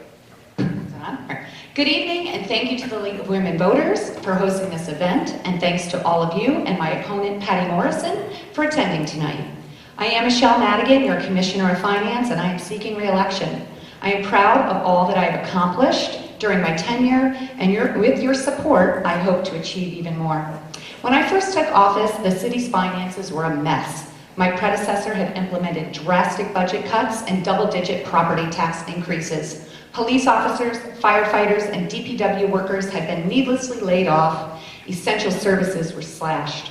For 8 years, my adopted budgets have kept property taxes stable. 2 of those budgets decreased property taxes. All ensured the funds needed to function superbly now and into the future. My administration has achieved and maintained a AA+ bond rating due to my strong fiscal management policies. This allowed me to refinance debt twice, saving taxpayers $3.6 million. Excellent planning and budgeting leads to stable tax rates and sound financial health. This leads to excellent bond ratings, reducing our cost to borrow. This works to produce my strong budgets with said stable tax rates. It's a positive feedback loop. I'm a strong proponent of sustainability, project managing the 8,000 solar panels on the city's landfill, ensuring a yearly funding for our annual tree planting projects with Sustainable Saratoga, strongly supporting bike lanes, ensuring project financing for trails. I've set aside city-owned parcels to build 3 affordable homes with Habitat for Humanity, and I've championed and chaired the Saratoga Smart City Commission. I am grateful to Democrats, Republicans, Independents, working families, and other parties who are working hard to re-elect me. They are truly putting city above their parties. And with their support of my One Saratoga campaign, it's a testament to the record that I work well with all local stakeholders during my tenure to get things done for the betterment of Saratoga Springs. On November 5th, my name could be found on Working Families, Independents, and SAM lines. Thank you. We are going to move on to questions, and the first question question will be answered by Patty. Please, okay, this is rather extended question, but I think it all does go together, so do the best you can. Please tell us about your background and qualifications for Commissioner of Finance. For example, what specific institution have you created or overseen? For what institution have you created or overseen a budget? And how can you ensure the sustainability of the revenue sources that are not in the direct control of the finance department?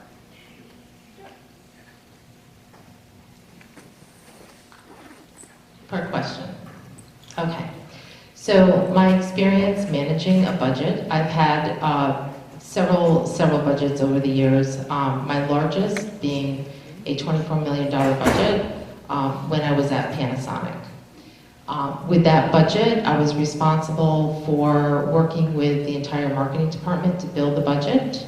And our fiscal year starts on April 1st, so I will need to learn, the calendar will change for me. So I'm already at 30 seconds, okay. So I don't have my glasses on. Oh, I'm sorry. So I have done the budget process from beginning to end, and that is includes responsibility for our annual retainer fees with our agencies, and are working with our sales team, building our goals and objectives, which is the first step in the process, and understanding what revenue is going to come in, and then from there, building. I've had to be resourceful. I had a situation where I was asked to do a program, yet I didn't have any money for the program, and I was able to reach out to some of our third-party vendors and tap in. So I am pretty resourceful when it comes to finding monies. When I do my budget, I don't necessarily always spend it all the way through. Like some folks are very typical, and when there's an attitude in the corporate world, sometimes if you don't spend your budget, you won't get it again the next year. I don't apply to that philosophy.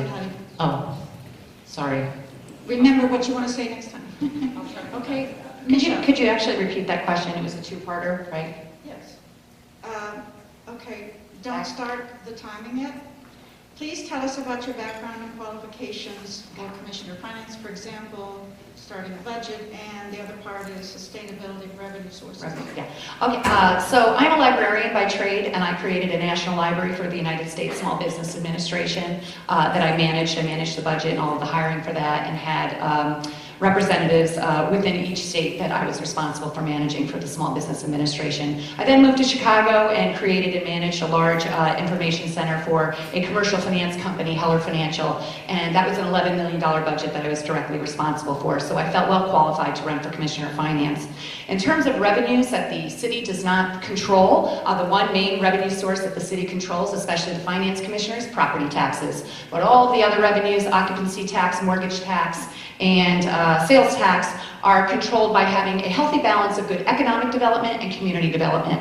And what I mean by economic development is we need to support things like parking garages and small businesses and business growth. Community development, on the flip side, we need to make sure we're supporting arts and culture, bike lanes, complete streets, great new parks like the dog park and the skateboard park that we're going to be investing in. All of these things combined make our city healthy and happy, a place people want to work, live, and play in, and bring people visiting our community and keep those revenue sources that we don't control coming in strong. Thank you. Thank you, Michelle. And you will have the first option at the next question. Okay. If elected, what do you plan to accomplish in your upcoming term? I have several. One of the reasons I'm running again is I have a couple of projects that are in motion right now, and I'd like to see them completed. And one is the fiber project. Having fiber on every single city street, to every single resident in the city, and to every business is something that we cannot overlook. I've heard people say fiber is a dated technology. It is not dated. Fiber in the ground is the speed of light. It is the opposite of dated technology. This will bring healthy competition to our community. We have the incumbent, Time Warner Spectrum, and I have been door to door at thousands of doors, and I'll tell you, people are excited about the notion of competition and additional internet service providers. There's also some other sustainability projects I want to work on. One of them is community choice aggregation. I hope to have more time to talk about that later. It's a very important project for residents. It should lower your energy costs, but it requires a city ordinance. And finally, I look forward to putting out 2 more budgets for the city taxpayers of Saratoga Springs. Thank you, Michelle. Patty? Okay, the question is, if elected, what do you plan to accomplish in your upcoming term? Sure. So what I look to accomplish, I organize in 2 categories. One, finance and budget initiatives, and the second, legislative and quality of life initiatives. As I mentioned in my opening statement, I would look to enact a nepotism disclosure policy. I would look to end a very costly program for the city of Saratoga Springs, which is lifetime healthcare benefits for part-time politicians. I would look to collect unpaid taxes. I would look to reinstate some programs that we have had in the past, such as water connection fees. I would look at our internal policies and do internal audits. I would continue the work that is projected for the establishment of a Code Blue permanent, not just a temporary, East Side EMS station. I would look at reducing our risk through the IT department for ransomware and cyber attacks. I would continue to look at bidding out our health insurance. I would look at shared services and have us as a resource for other communities. From a legislative side of the house, I would look at inclusionary zoning policy, introducing an open space referendum. I would also look to improve our communications with town hall meetings. And by that I mean, I am out of time. Sorry. Okay. I'm using my red card. Red card, 1 minute. So yeah, there's a lot of projects that the City Council works on in its entirety, and I outline those every year in my budget message. And the 5 top priorities of the City Council together, not just singularly the Finance Commissioner, will be working on, of course, our Code Blue. We've had a lot of media and publicity over that, and we will find a permanent solution to Code Blue. We have a temporary solution right now. In terms of communication, we hired a communication specialist, so you will have noticed that our Facebook presence has been more robust. We're telling people more about every time a meeting happens on social media. But Fire EMS has always been a priority. We came very close when Deputy Commissioner Eileen Finneran and Commissioner Chris Mathieson were on board, but we got sued by members of our own community that didn't want to see Fire EMS progress. So now, under Mayor Kelly's leadership, I feel very hopeful that we will have an announcement within the next 2 days or so, a couple of days, on a Fire EMS station coming for the Eastern Plateau. Thank you. Thank you, Michelle. All right. The next question goes first to Patty. Should we have a fund balance? How much should it be, and how much is ours? I think they mean ours as in the city. I believe that's what we understand. You want me to repeat the question? Sure. Okay. Should we have a fund balance? How much should it be, and how much is ours? Belonging to the city, I guess. I believe our fund balance should be 4% of our total revenue. I'm not quite sure I understand the second half of the question. How much should be ours? How much is ours? There's a cap. How much is there? Okay. Perhaps how much is there now? I don't know if that's a question. I'm going to pass. Okay. Michelle? So fund balance is your rainy day fund. All cities should have a fund balance. And the comptroller and GFOA recommend that fund balance should be anywhere between 10 and 15% of your ensuing operating budget year. 4% is too low. When you get into the 4% range, that's when things like the finance commissioner is actually legally required to come forward and tell the council and the public how we're going to get it back up to 10%. So as soon as fund balance falls below 10%, that's when people get nervous about things like layoffs and major cutbacks on services. It has always been my goal to have healthy fund balances, and we do have healthy fund balances. Not only do we have healthy fund balances, rainy day funds, we have several reserves that are very healthy that I've been funding. Retirement reserves, reserves for capital expenditures, reserves for buildings. This is how I was able to weather the lightning strike on City Hall. We had healthy reserves, healthy rainy day funds, and I was able to use those funds to keep your taxes stable and also invest in City Hall and make sure that we would be rehabbing City Hall without raising your taxes. So it all, again, as I said, it all plays into one another, but 4% is definitely too low. You would be looking at potentially, having to cut expenses quite considerably without a healthy fund balance. Thank you. Thank you, Michelle. Next question will go first to Michelle. Can you discuss the important relationship between the school board and the city council? Yes, there is a relationship between the school board and the city council, and especially when it came to the vote that the school board took last year to remove the armed security guards. I actually had no issue with that at all whatsoever. It was kind of interesting that it looked like I was being portrayed as wanting guns in the schools. Absolutely not. What the city council came out and put forward was a resolution to support the hiring of additional school resource officers. Something that is accepted by New York State government, something that our chief of police have recommended. And the reason I like the notion of a school resource officer, and that's all the city council's resolution said, is because we would pay 25 to 40% of that salary. They would actually still be hired by the city of Saratoga Springs, just like the school resource officer we have right now, Officer Lloyd Davis. They tie right back into the chain of command. So the only thing that the city council had recommended to the school board was an offer of additional school resource officers. And I still stand by that. I have put the money in to train 5 additional school resource officers, and the school board now has actually asked us for those resources. When Lloyd Davis needs to take a vacation or he's sick, we now have people that are trained police officers that can step in for him. So that's all the city council offered, and that's because there's an actual partnership there. They are active duty police officers working for both the city of Saratoga Springs and the school district. Thank you. Thank you, Michelle. Patty? So just repeat the question. I want to make sure Okay, can you discuss the important relationship between the school board and the city council? Yes. As many of you, probably all of you know, that I currently serve on the school board. And I will tell you, I had a front row seat to all that happened this past year. One being the city council steering out of their lane to have a resolution. We are 2 separate governing bodies. And when we caught wind that there was going to be a resolution, we had the superintendent reach out to the city council and was ignored. We had board members reach out to the city council and was ignored.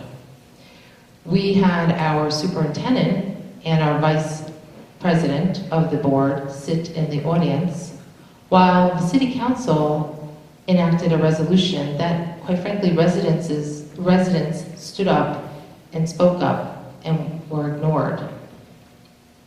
I do know that one of the city council members has said he would not vote the same way that he did.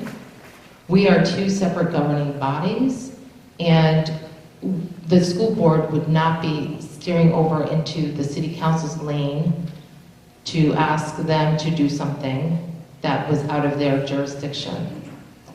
There is no reason why we needed to have that resolution, and I wish I brought it with me because it does state more than just hiring a school resource officer. Oh, time to stop. Unless you want to use a red card. Okay? Yes, absolutely. So this is not true at all. I spoke with Michael Patton on the telephone directly about the resolution. I did not bring the resolution, however, the Commissioner of Public Safety, Peter Martin, brought it. And he was also very supportive of school resource officers. And of course the city police department is involved with school safety. They are part of the whole DIRT program that the school board has. So when an SRO is being recommended and offered to a school board, of course the city council is going to have to pay part of that because they're an active duty police officer. So I'm not sure where my opponent got her information from, but I spoke with the superintendent of schools before bringing the resolution directly. No one was ignored, and we felt that we were right in our lane because it was going to cost city taxpayer dollars. We pay 40% of Officer Lloyd Davis's salary. He is directly in the chain of command of the city police department, and any future school resource officers, even a backup school resource officer, has to be paid for by the city council, by an appropriation made by the Commissioner of Finance. Thank you. Okay, another red card, 1 minute. So I spoke directly with the superintendent, and he said he reached out and did not get a response. So I tend to believe our superintendent. That aside, there was an ask on behalf of the school, and we were ignored. The resolution, and I truly wish I brought it with me. Maybe I'll post it, or people can go to the website or to the city website. But it was more than just asking us for a school resource officer. And it created an environment of negativity, and that is what I have the biggest problem with, is the environment of negativity that brought. There were residents that were there that didn't feel heard at a city council meeting with regards to this issue, asking the city council to reconsider. Okay, so you do have another red card if you want to finish your remarks. No? Okay. All right, next question. We have time for one more question and then 3 yes and no answers. Okay? And then closing statements. So this question goes first to Patty.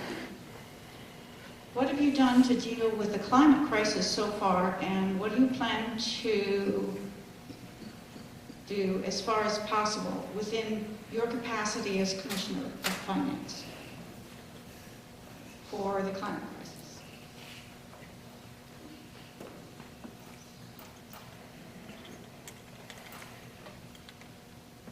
Well, I'm not in the role of Commissioner of Finance at the moment, so I can't speak to what I've done. However, it does come down to a couple of things. When it comes to our smart cities, our current plan is outdated. We need to be more focused with targets for our smart city plan. And so I would look to do that. Personally, I have been involved with Sustainable Saratoga. I would look to make sure that that relationship with the city continues and grows. That is an amazing resource. They actually are the ones that brought us the solar park as an initiative. So I would look to Sustainable Saratoga. I would look at what we can do with regards to our infrastructure and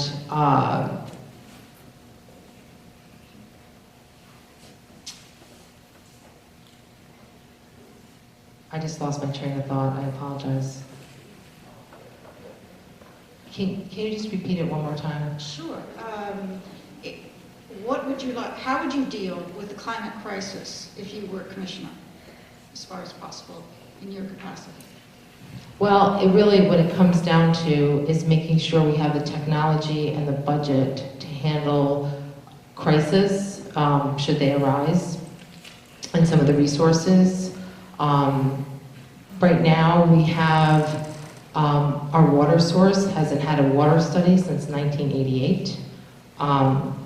So I would look at making sure that I was working with all the departments on initiatives that would protect their services, for example, when it comes to public safety. Oh, I'm sorry. Sorry. So there's so much. I have project managed the 8,000 solar panels out on the Weibel Avenue landfill, and while I've heard that my opponent goes door to door saying this is actually a sustainable Saratoga project, this is actually a City of Saratoga Springs project in partnership with both Sustainable Saratoga, NYSERDA, and the Governor's New York Sun program. But I project managed that for 5 years. As a matter of fact, it almost went bankrupt in the middle of it, and I was heartbroken. I thought we weren't going to make it happen. Sun Edison went bankrupt, and Onyx Renewables came in and purchased the program. And so I'm very pleased that we have 8,000 solar panels, saving the city $70,000 to $100,000 a year, et cetera, et cetera. But there's other things. I brought forward the Paris Climate Accord to the City Council for adoption, and actually it was stronger than the one in the Paris Climate Accords. We made ours in line with the Governor's REV program, which is called Renewing the Energy Vision. Recently I brought to City Council the purchase of 2 electric vehicles. I want to start adopting our fleet, replacing old vehicles with electric vehicles, and we'll start implementing electric vehicle charging stations. Our smart city plan is not out of date. I only started the Smart City Commission about 4 years ago, and I've already put out a version 2.0. And that plan is what led to a company contacting me to enable us to put fiber in the ground.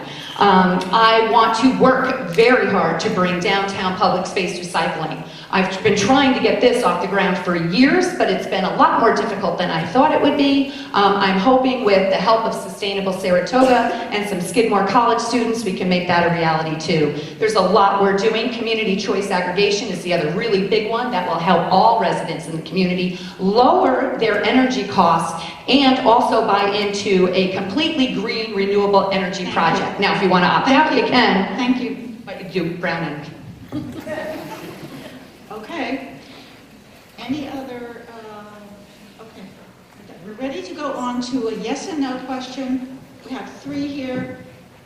Obviously, the questioner may not have wanted this to be yes or no, but it's a question of time. So, do you believe, and this goes first to Michelle. Yes. Yes or no? Do you believe the hospital has a right to change their zoning and expand into a residential neighborhood? Yes, And, based on the comprehensive plan. and Patty? Is it on? No. Okay. And next question. Do you agree that there should be charter change? And this is Patty first. She said yes. Yes. That's up to the voters through referendum. Okay, up in here. Okay. Last question. Will you serve out your full term? Excuse me? I answered it the way I wanted to answer it. She's right. She can answer it however she wants. Yes, no, or in between. Thank you. It was in between. It's up to the voters. Please. Will you please, will you pledge to serve, this goes to, I don't remember, I think it goes to Michelle first, right? Will you pledge to serve out your full term before seeking another office? Of course. Absolutely. Yes. Yes. Patty? Should I be elected Commissioner of Finance, I will step down from the school board and take my new role. Okay, good enough. Now we are ready for closing statements, and audience, you've been very patient. Again, thank you for your questions. We start with Patty, closing statement, 1 minute.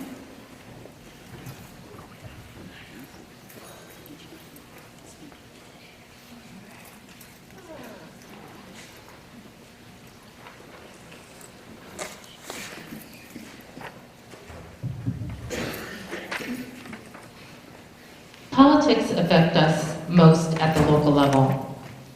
So when decisions affecting our community are made without a voice for the people, we naturally tune out. This has happened in Saratoga Springs. I know this because I've knocked on over 3,000 doors since March.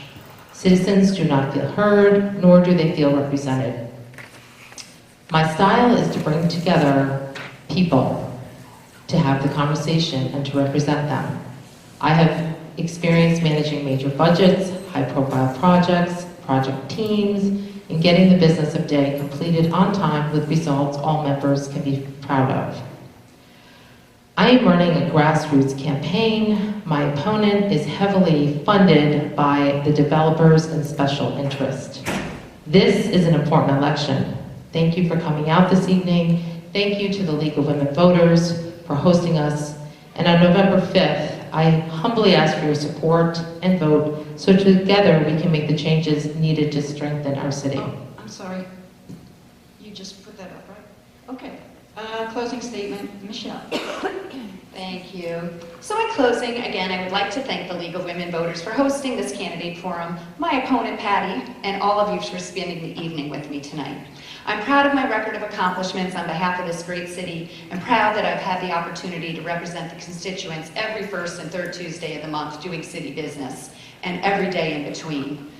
My background in finance and libraries prepared me well for this position, and it has served me. I've been blessed to work with so many wonderful people at City Hall, and in particular in the finance and IT departments.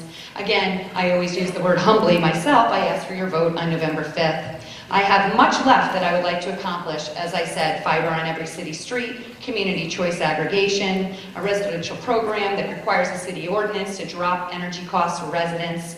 Again, I'm pleased to be endorsed by 3 parties for this election on November 5th, Working Families, Independents, SAM, the Serve America movement, and I ask that all Saratogians vote for me on these lines so I may continue work on behalf of you all. I have raised a lot of money, and I will say my major contributors are the unions, the labor unions. All right. I just want to thank you for coming.